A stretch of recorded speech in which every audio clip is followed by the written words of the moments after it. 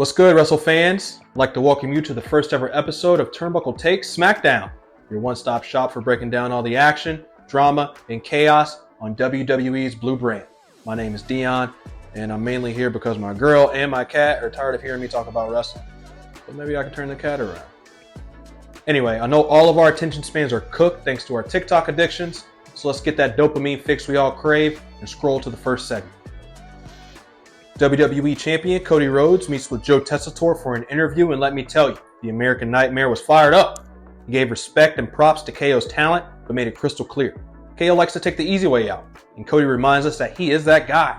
I mean, he beat Gunther at Crown Jewel, and he dethroned the greatest WWE champion ever in Roman Reigns. Cody just might be the Patrick Mahomes of the WWE right now. With a ladder match for the WWE Championship against KO looming at the Royal Rumble, things are tense. And with Shawn Michaels moderating the contract signing at Saturday night's main event, expect some fireworks. I mean, if anyone knows a thing or two about ladder matches, it's our boy HBK. Don't you remember him and Razor Ramon at WrestleMania 10? But let's not forget the history here. Last time these two clashed on Saturday night, KO hit Cody with a package pile driver that put the QB on IR. Oh, and he shoved Triple H. KO versus Authority never ends well. Over in the tag division, Pretty Deadly had their hands full with the Motor City Machine Guns tonight. With Los Garza lurking, this match had drama written all over it. Pretty Deadly came out swinging though, looking more aggressive than usual, but the experience and ring IQ of the Machine Guns proved to be too much for the Yes Boys. I thought Los Garza might interfere in this matchup, but I guess they're just biding their time. Either way, Pretty Deadly's deal with DIY is clearly unraveling right before our eyes, and Los Garza is ready to strike at any moment. In our first surprise of the night, Fridays just became Miz CTV as The Miz returns to Smackdown, except he wasn't ready for one thing. The Wyatt family is also on Smackdown. He thought he could buddy up with a young and impressionable tag team like A-Town Down Under, but it turns out they're taking their talents to Monday nights. Hopefully, Miz finds someone to watch his back, but more than likely, he'll probably get kidnapped again. Next, we get some action from the ladies. B-Fab and Meechin team up to take on Chelsea Green and Piper Niven. The result? A much-needed win for B-Fab and Meechin. Since winning the gold, Chelsea and Piper have been tormenting our favorite long back, so it's good to see her get a little backup of her own. Always glad to see B-Fab getting some in-ring work as well. Meechin hitting her finish and pinning the champ makes her look like a legitimate threat to that United States Championship. Now, back to the surprises. Damian Priest is officially part of SmackDown. Thank God he's done with the Judgment Day.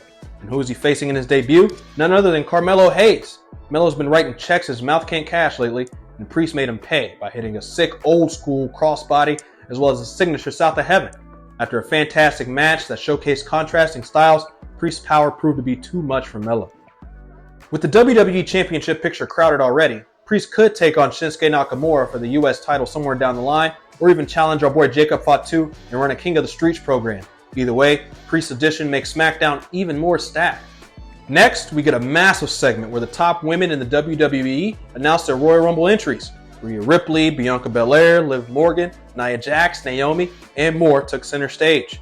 What started as a simple Tiffy time promo turned into a full-on Bad Girls Club brawl, which led to an impromptu tag team matchup. Rhea Ripley, Bianca, and Naomi taking on Nia, Candice, and Liv. Thanks to some outside interference from Raquel Rodriguez, Liv rolled up Bianca for the win. It could be nothing, but does this set up a future feud between Liv and Bianca?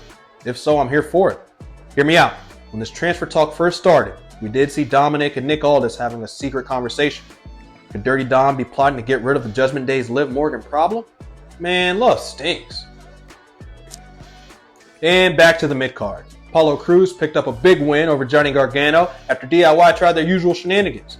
But the number one contenders for the WWE Tag Team Championships, the Motor City Machine Guns, had Apollo's back tonight, helping him secure the victory over Gargano. DIY's cheating ways might have finally caught up with him, and it's good to see my boy Apollo gain a little momentum. Now to the good stuff. Jacob Fatu absolutely cooked on the mic before a match between LA Knight and Tama Tonga tonight. This man has main event written all over him. This promo was a callback to his MLW days and showed that Triple H is finally letting these badasses free to do as they do best. LA Knight picked up a big win against Tama, and in the process he hit a beautiful capture snap scoop power slam. That is a mouthful. After the win, Jacob laid out LA Knight, sending a clear message. Ultimately, this led to a face-off between Braun and Jacob before their epic matchup at Saturday night's main event. Interestingly, the faux TC Solo Sikoa was MIA when the Bloodline came out tonight. No acknowledgement, no mention. Seems the Beasts are without a master, and this will prove to be trouble for the Smackdown locker room, and maybe even for the entire WWE. Roman Reigns may be the wrong Uce everyone's so worried about. Finally, we get to the main event. Kevin Owens faces off against Big Jim Uso. This match was booked earlier in the night after Jimmy, like so many of us, got tired of hearing KO talk shit. During his entrance, KO once again showed why he is one of the biggest assholes in the WWE. Coming out in Naomi's t-shirt, iconic. Is KO a staunch supporter of women's wrestling, or just trolling Jimmy with his wife's merch? Probably a little of both. Jimmy brought the fight though, using all 4 of the moves that Carmelo Hayes mentioned earlier in the night. Spear, splash, super kick, and Samoan drop. Usos love their S's. In the end, KO dominated. Using his patented pop-up powerbomb, the Crash Out got the win over the Bloodline OG.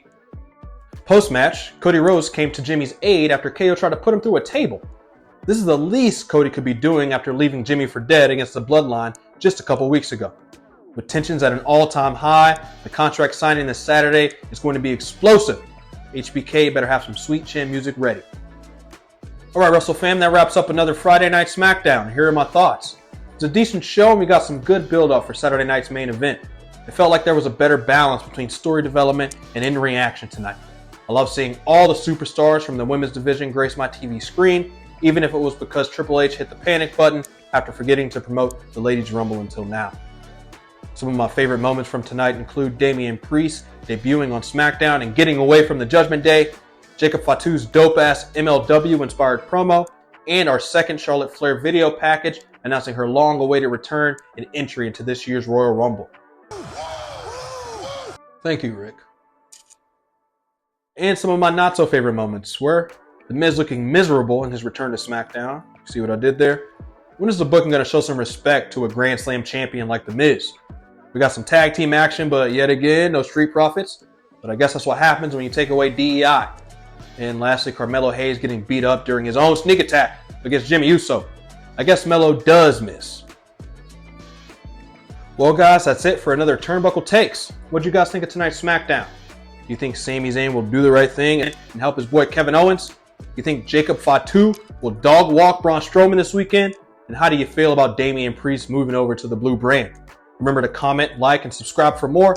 And remember, whenever life has you down, keep those shoulders off the mat. See you guys next time.